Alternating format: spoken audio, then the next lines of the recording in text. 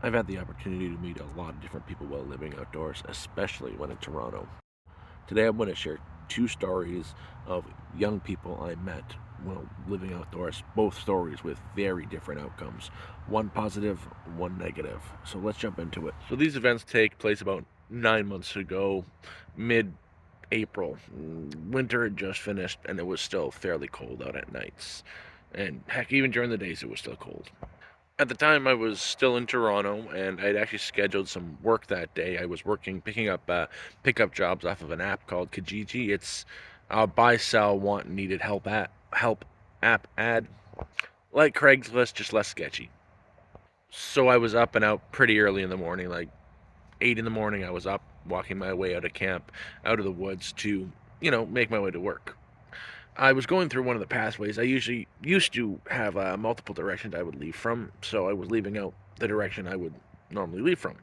I was walking down one of the pathways to leave the woods, and I saw a person sitting on a log in the woods. And something in my mind was like, "Ooh, what's going on there? Something's wrong." But you see a person in the woods. It's a free country. You can leave a person in the woods by themselves doing whatever they want. But he's sitting on the log, got a hood over his head, just looking down. And again, something felt off, but I had things to do, and I'm like, ooh, this could be bad for me. That's my first thought was maybe it's somebody looking for camps trying to cause trouble, but you know, I had places to be, so I left and didn't quite forget about him. He was at the back of my mind. I was still thinking about this person sitting on that log, terrified to come back to find, oh, maybe my camp is gone. That's what I was thinking at least. So I was gone for the entirety of the day and made $40 that day. I must say I was very proud. Just helped someone move.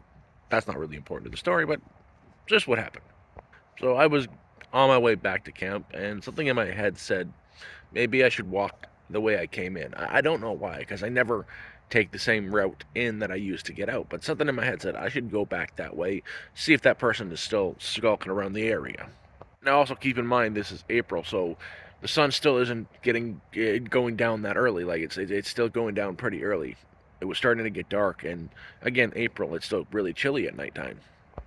But walk down the pathway, and there that person is still sitting on the exact same log I saw him on before, pretty much in the exact same position. And my head is just like, oh no, what's going on here? Maybe something is really, really gone. Like, is this person leaning out? Drugs or substances, or is he out of his mind? What's going on here? I don't know. I don't know what's going on. But I take a deep breath, work up my courage, and walk up to this person. I approach this person. I walk up to him, and with my best Canadianese, bud, I say, "Hey, bud, you good there, bud? You been there for a while there, bud. What's going on?"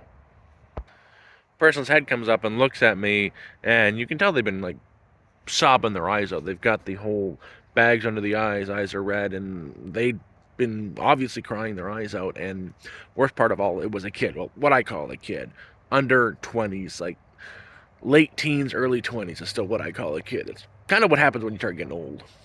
That kid looked me in the eyes and just said no, and tears coming down the eyes. So I'm like, okay, there is something wrong, and something had to be wrong. The kid was there for like 8 hours or more, because I don't know how long the kid had been there. He could have been there all night for all I knew. Other thing that starts going through my mind is, hey, this is a kid, and I'm a big guy. I can be kind of intimidating, especially you're alone in the woods, and some big guy dressed in red comes up to you and is like, "Hey, you good there, bud? You good there? Squeal like a baby for me," kind of deal. I would personally be freaked out a little bit if someone approached me in the woods like that. So I popped a squat and said, "Hey, what's going on? You're not in a good place. What's going on, bud?" Kid breaks down completely, ugly crying kind of stuff. Long story short, the kid is 18, and that day got kicked out of his house by his parents, or his mother and his stepfather, because he came out of the closet. Now that's another story. That's something I could never understand. One, because I'm not a parent, but it's 2024. Who has that much bigotry and hatred in their heart that their kid did something that takes a lot of courage to do? And what's your response as a parent? Get out of my house. I don't get it, but that kid was on his own with literally nothing but the clothing on his back. And what was his bright idea? Go to the woods and sit down on a log. Now I'm kind of glad I'm the person that approached him, because, well, it wasn't a dangerous area. The area itself was actually fairly safe. But that doesn't mean there aren't people who are up to no good. I think I sat there and talked to him for at least an hour until, my stomach was gurgling, and I asked the kid, hey, have you eaten anything at all today? He said no. It's like, I told him, hey, I'm not going up to any restaurants, but I'm about to cook myself a meal. I had some hamburger in my, mincemeat in my bag and some noodles and whatnot, and I made some hamburger mac and cheese, and we ate it. He still had nowhere to go, so we sat there and figured that out. I had another spot I was working on in the area that he could stay, and I knew a person that was nearby me who always has extra sleeping bags. He's a really good guy. His name was Gary. Legit, he built the shack that I had been staying in. We got him set up where he was for the night, and yeah, that was it. He stayed there for the night. The next morning, I got up and I went to go talk to him to see what he's doing, and he's there. He gets up, and I ask him if he's hungry because I got $40 in my pocket from the night before, and we go up to A&W, sit down, and have ourselves bacon and eggs for breakfast. Now, there's two things in my mind that always put me in a better mood: bacon and eggs, and pizza. So that's my thought at least. But we went ahead and grabbed bacon and eggs, and we talked and talked and talked and tried to figure out a plan somewhere for him to go that he can be safe. Because again, he's 18 years old. He's a kid. There's got to be programs out there for him. Unfortunately, there's nothing out there for me because I'm an old bastard. But what you can do. So from breakfast, we went to the nearest library and we used one of the computers, and we were there for a couple hours, just googling stuff, making phone calls until we finally found a program that would immediately take him in. It was a program for youths under the age of 21 in the LGBTQ plus community who have no place to go. And it was legit. That day, they sent a van to go pick the kid up. One of those big white nondescript want some free candy vans came and picked him up. And he had a bed that night. Best thing is, I'm still in touch with the kid today. I actually was talking to him not long ago, asking him if I could share the story, and he said, go for it. They got him a bed, a place to stay. He finished his high school, and he got into one of those programs that help pay for a lot of his schooling for his higher education, plus some scholarships, and he's got a part-time job, and he's going to university right now. He's up in Ottawa, and again, I talked to him on the regular. I'm very happy for him and proud of him that, 50-50 chance, man. It could have went a completely different way. He could be working down on Jarvis now. That's in Toronto, a very notorious narcotic area, and areas for ladies and men of the night. But it didn't turn out that way. 50-50 shot, and I'm very happy for him. And again, I talk to him on the regular basis. I think it doesn't go past 3 days that I don't get a text from him just saying, hey, how you doing? I'm good. I'm doing this. My studies are going great. Something like that. And that makes me feel so good on the inside. But yeah, that's the first story. That's things turning out to the positive. So yeah, we're going to jump right into the second story. Unfortunately, this one does not end so positively. But yeah, let's go for it. This takes place back when, heck, I was still fresh-faced myself, maybe a month out there. I had a spot where I'd been staying, and it was fairly safe. And the thing about being down in the woods, random people show up at random times, and a lot of times it's someone who's fresh out on the streets. Actually, I'd say 99% of people who end up in the woods, they're fresh out on the streets with nowhere to go. And 90% of the time, they're clean at first. Usually when they start leaving the woods and venturing up, that's when they fall prey to the not so good people, and that's when they get hit with addiction and whatnot, is street level. Now, the area that I was in wasn't exactly empty. There were other people around, and something that you're not told about homelessness is a large portion of homeless people who aren't addicted, who are just working 9 to 5s, and a lot of the times it's men who are homeless, who are recently divorced, paying child support, that can't afford an apartment and, child support, so they end up going down to the woods, and they're waking up, doing their 9 to 5, and going to the woods, going to their makeshift shelter and sleeping. So there were people around where I was.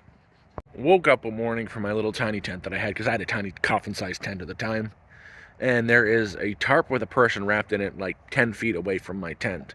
I guess he set up there to feel safe or whatever, and got up. The person woke up, and it was a kid. Kid had nothing besides that tarp with clothes on his back and a backpack with some other clothes. He legit wrapped himself in a tarp to keep warm at night. And I wish I knew he was there earlier because I would have tried to give him a blanket or something. Well, again, there were a lot of people down there, and there were a lot of good people down there, and they found out there's this kid there, so they came together. They got him a tent, some sleeping bags, everything. I did get to speak to the kid quite a bit when he was there, and he opened up. He got kicked out. He's like 17, 18, probably 19 now, but he got kicked out of his house. He was living in a hyper-religious house, and he got caught with some marijuana in his room, and they gave him the boot. He also admitted that he had been skipping school a little bit, causing a little bit of trouble. Things that stupid teenagers do because they're stupid and they're teenagers. They don't have fully functioning brains. Stupid stuff I would have done at that age. Some of the guys around there tried to help the kid out. Heck, I did. They tried to say, hey, kid, you got to go find yourself a job at McDonald's. You're young. They'll hire you tomorrow. Or get yourself into a youth program, go to school. Do something. You don't want to be down here. There are programs for youth. There are a lot of programs for youth that'll take you in that day. But he was like, no, no, no, I don't want to go into them. They're bad. I've heard so many horrible things, which in a lot of cases that's very true. The programs are dangerous, not so much as dangerous they're very dangerous for adults, not so much for kids. They're fairly safe. They protect kids. That's what programs should be for. For me, that's about the time I met Gary. He came to me with an extra sleeping bag and tent and tarp and whatnot because he was just that good of a guy. He helped a lot of people put their stuff back together. But again, these people were working, so they didn't have that much difficulty doing so. Unfortunately for the kid, it really freaked him out, and he wouldn't listen to anybody. He's like, I'm not staying down here anymore. It's too dangerous for me, or I can't handle losing my stuff. And he went street level. And we tried to convince him not to because street level, you don't want to be street level. That's where things get bad. That's where you see people at the side of the street, strung out, leaning over, not moving, a lot of drugs everywhere. And not to mention, there's people up there who will be very friendly and nice to you. They will help you out, not so much to be good, but to get you under their arm, to get you to a point where you feel like you owe them. They'll act like your best friend while they, stick the knife in your back. And that was it for the kid. He left, and I didn't see him for a very, very long time. I'd say, at least 7 months. It was in October of last year when I first met the kid, and it was May or June when I met him again. In Toronto, there's a street called Gerrard. It's a very notorious area. There's a lot of narcotics, there's a lot of homelessness, and there's a lot of bad kind of homelessness, like a lot of addicts, and it can be a scary area. That the corner of Gerrard and Pape, there's a bus stop where I get off and walk down Gerrard to go to the Gerrard Square Mall because there's a Walmart there. I go there, buy new clothes. That's back when I was in Toronto. On the way up, there's a liquor store, and crawled right up, right in front of the liquor store with his hand out is the kid. I recognized him right away, more so because he recognized me when I was walking down the street, Kind of hard to mistake this big guy for anybody else, Big Santa Claus looking guy. I noticed a lot about him. He had lost a lot of weight. I'd say 30 to 40 pounds. He was like almost sickly skinny now. He was in a ratty old white t-shirt, stained up and down. But the thing that stood out to me most of all were his arms. Like he had track marks running up and down his arm, so he got into the heavy stuff.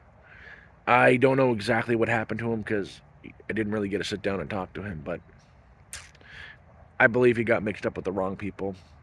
They got him onto the heavy, heavy stuff, and that's where he is now. I tried to find out what's going on with the kid, but, he really wasn't in much of a talking mood. So I said, you know what? Okay, I'm going to go into the mall right now. I'm going to get us up something to eat. And I'm going to come back out. I'm going to give you something to eat. We're going to have a meal together. And he says, okay, cool. That'd be really cool. And that's what I did. I went into the mall to grab something to eat to bring him to him. And when I got back, he was just gone. I really wish I could have just sat with him and ate with him to see what's actually going on. And I don't know why he left. Well, I know why he left. He just probably of embarrassment or whatever. But I still really wish I could have given him that meal because I don't know. It just none of it sits right with me. I feel really bad for the kid. And do I know where he is now? I don't. I don't know what happened to him since then. Like he was just gone after that. I took a trip down to the area a few times looking for him to see if I could find him and try to do something, but I never found him. And the way he was going, he wasn't going to last much longer. And I know it's not my responsibility to do anything. In fact, I know nothing I said or did probably would have done anything for him. He made his choice, and that's where he is. But it still hurts knowing that there could have been something I could have done, or maybe I could have said something and done something to him and helped him, but it just didn't turn out that way. Honestly, I hope he figured things out and he's got himself well. I hope he's doing well. I don't think he is, but I hope so. And I just wish the best for him. I'm actually fighting off the tears right now. Oh, anyways, we'll end this one for here. I hope you guys like the story series that I'm doing, and I really hope you like this dancing hobo animation I got because I like it. Thanks for watching, and I appreciate that. If you're not subscribed, please subscribe and give a like. That'd be really cool.